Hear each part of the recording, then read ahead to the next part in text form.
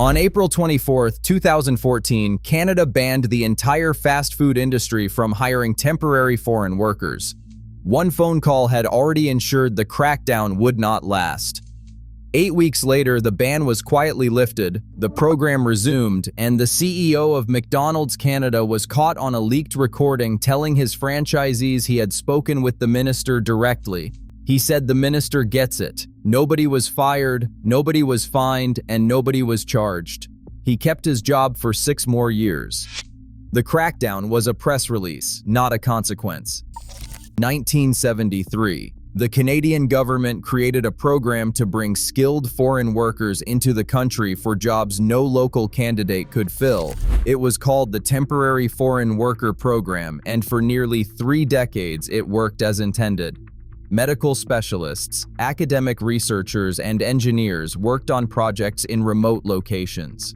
These were the kind of positions where a national search came up empty and a foreign hire made sense.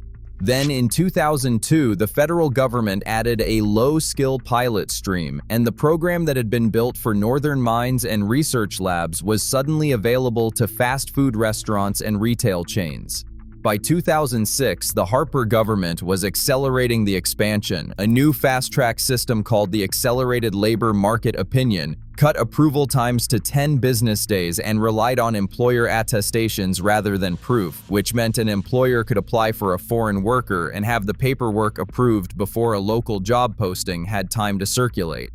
And in April of 2012, employers were given the legal right to pay temporary foreign workers up to 15% below the prevailing wage for high-skilled positions and 5% below for low-skilled ones. The program was no longer filling gaps. It was rewarding employers for choosing foreign labor over Canadian labor. By 2012, the number of temporary foreign worker program participants in Canada had tripled from roughly 100,000 to more than 300,000.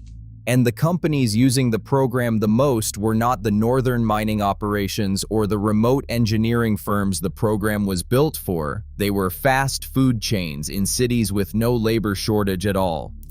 McDonald's Canada operated more than 1,400 restaurants across the country. It employed more than 85,000 people. The company said 4% of its workforce were temporary foreign workers. That works out to approximately 3,400 people on employer-specific work permits in McDonald's restaurants from coast to coast. The figure was self-reported. The federal government never independently verified it. McDonald's maintained that foreign hiring was always a last resort, and that the cost of recruiting and employing a single foreign worker could be up to 5 times that of a domestic hire. The numbers suggested otherwise. In April of 2014, CBC's Go Public investigation broke open what had been happening inside 3 McDonald's franchise locations in Victoria, British Columbia. A 21-year-old team leader named Kalen Christ went on national television and described the pattern he had watched unfold over 4 years. Temporary foreign workers were getting more shifts. Canadian employees were getting fewer. More than 50 local applicants had been turned away from his location in recent months. The 3 restaurants, owned by franchisee Glenn Bishop through a company called Nasib Services, had 26 temporary foreign workers on staff. Christ said a manager told him the foreign workers were preferred because they were more reliable. He had spent years training them. He had been doing the work of a manager at the pay of a team leader, and when he went public, his keys were taken and he was assigned to clean bathrooms. Separately, access to information documents obtained by the Tyee revealed that Bishop's company had been denied permission to bring in foreign workers twice. The second denial, issued by a Service Canada specialist, cited excessive job requirements. Approximately 2 weeks later, that same specialist reversed his own decision after a phone call from the employer. The reversal happened without a new application, without new job advertisements, and without any process that the department's own rules recognized. When the federal department was asked how this was permitted, given that no formal appeal process for labor market opinions existed, they refused to explain. Employment Minister Jason Kenney launched an investigation. All pending permits for Bishop's 3 locations were suspended. The franchise was blacklisted. McDonald's announced it was terminating its relationship with Bishop and taking direct ownership of the stores. Within days, the investigation expanded. In Lethbridge, Alberta, a McDonald's manager named Chris Eldridge quit because he said he could no longer stomach denying Canadian employees shifts to accommodate foreign workers. In Parksville, British Columbia, a woman named Christina Morrow described 24 years working at a local McDonald's franchise. When her employer brought in 20 foreign workers, her pay was cut from $18 an hour to $11 an hour. She said it felt like a knife in her heart. After 24 years, she quit. The pay cut made it impossible to stay. In response, McDonald's announced a voluntary freeze on all foreign worker hiring pending a third-party audit by Deloitte. The company framed it as responsible leadership. The British Columbia Federation of Labor threatened a national boycott if the company did not commit to hiring Canadian residents for these positions. The real question is what happened behind closed doors.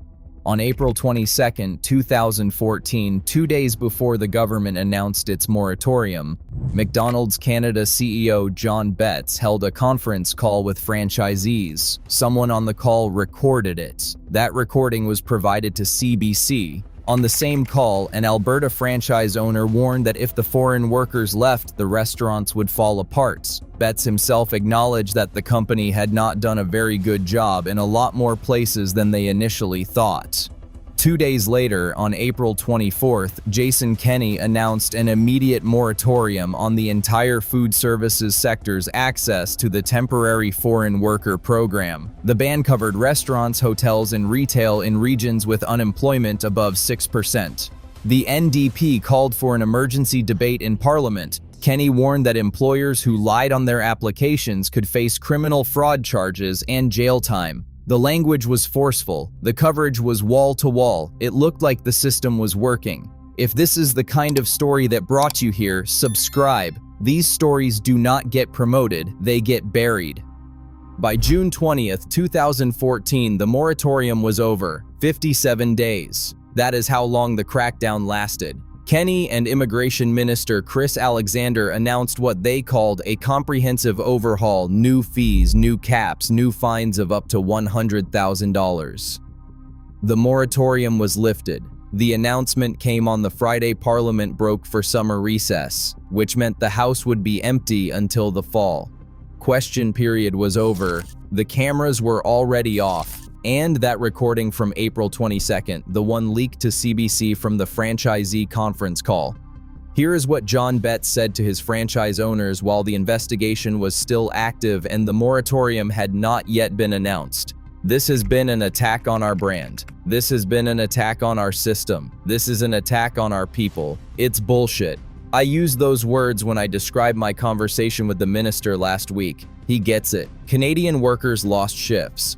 A 21-year-old employee went on national television to describe what was happening inside his own store. And Betts, in his own recorded words, was upset about none of it. What upset him was that his company got caught. Betts remained president and CEO of McDonald's Canada until his voluntary retirement on August 1, 2020. That was 6 years after the recording. He received McDonald's Global President's Award, reserved for the top 1% of employees worldwide. He was named one of Canada's most admired CEOs.